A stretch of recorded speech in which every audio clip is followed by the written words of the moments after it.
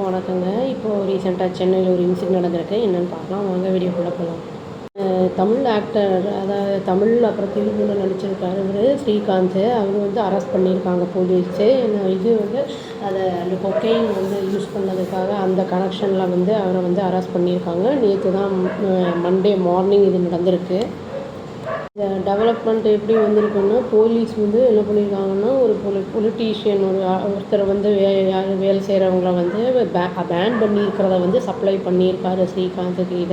இது வந்து இல்லீகல் அப்படின்னு தெரிஞ்சு வந்து சப்ளை பண்ணியிருக்காரு. அதனால் வந்து அவரை இன்ட்ரோகேட் பண்ணியிருக்காங்க. அத்தாரிட்டிஸ் என்ன பண்ணியிருக்காங்கன்னா, எல்லா எவிடன்ஸையும் வந்து தெரிய வந்திருக்கு. அவங்க வந்து கொடுத்துருக்காரு. ஆக்டர் வந்து இன்வால்மெண்ட் இதில் இருக்குது அப்படிங்கிறது, ட்ரக் நெட்ஒர்க்கில் இருக்குது அப்படிங்கிறது தெரிய வந்திருக்கு. இந்த கண்டுபிடிச்சதை வச்சு அவரை வந்து கஸ்டடியில் எடுத்திருக்காங்க. இப்போ இது ஸ்ரீகாந்தை ஜூலை 7 வரைக்கும் வந்து ஜுடிஷியல் கஸ்டடியில் இருக்கணும்னு சொல்லியிருக்காங்க. அதாவது 9 ஹவர்ஸ்க்கு மேலே வந்து அவரை வந்து போலீஸ் என்ன பண்ணியிருக்காங்கன்னா, நுங்கம்பாக்கம் போலீஸ் ஸ்டேஷனில் இன்டர்கேட் பண்ணியிருக்காங்க. ஸ்ரீகாந்தோட வந்து பிளட் சாம்பிளை வந்து எடுத்திருக்காங்க. அதாவது அந்த கொஸ்டின்க்கெல்லாம் வந்து கேட்பாங்கள்ல, அவங்க அந்த டைமில் இந்த கேள்வி கேட்கும்போது, ஏன்னா வந்து அவருக்கு வந்து உண்மையாகவே அவர் எடுத்திருக்காரா இல்லையா அப்படின்னு அரெஸ்ட் பண்ணுறதுக்கு முன்னாடி தெரியணும் அப்படிங்கிறதுக்காக அவர் வந்து பிளட் சாம்பிள் ராஜீவ் ஹாஸ்பிட்டல் கூட்டிகிட்டு போய் பண்ணியிருக்காங்க. இது வந்து அவரை எடுத்திருக்காரு அப்படிங்கிறது தெரிய வந்திருக்கு. இந்த மாதிரி வந்து போதைப்பொருள் இதை வந்து அது அவருக்கு எதிராக வந்து கேஸு ஸ்ட்ரென்தன் பண்ணுற மாதிரி ஆயிருக்கு அப்படிங்கிறதையும் சொல்லியிருக்காங்க. இவர் வந்து என்ன பண்ணியிருக்காரு அப்படின்னா, லீகல் ப்ரொசீஜர் பிரகாரம் வந்து கீழ்பாக் மெடிக்கல் காலேஜில் மெடிக்கல் எக்ஸாமினேஷனுக்காக கூட்டிகிட்டு போயிருக்காங்க.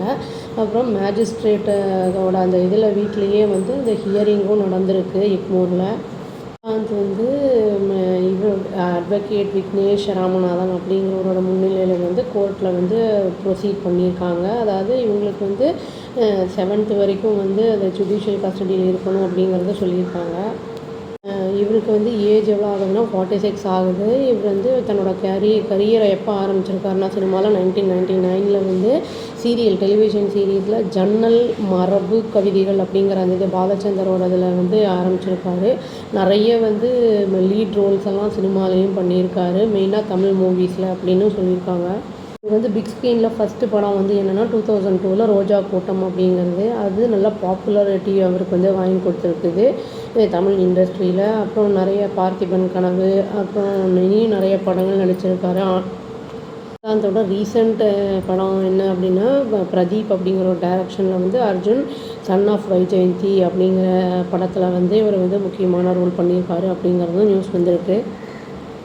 வந்து எங்கேருந்து வந்திருக்குன்னா, பெங்களூர்லேருந்து பிரதீப் அப்புறம் ஜான் அப்படிங்கிற 2 பேர்கிட்டேருந்து வந்திருக்கு. அவங்க வந்து என்ன பண்ணியிருக்காங்கன்னா, 1 கிராம் 7000 அப்படின்னு சொல்லிட்டு ரூபாய்க்கு வாங்கி இங்கே வந்து 12,000க்கு வந்து விற்றுக்கிட்டு இருந்திருக்காங்க.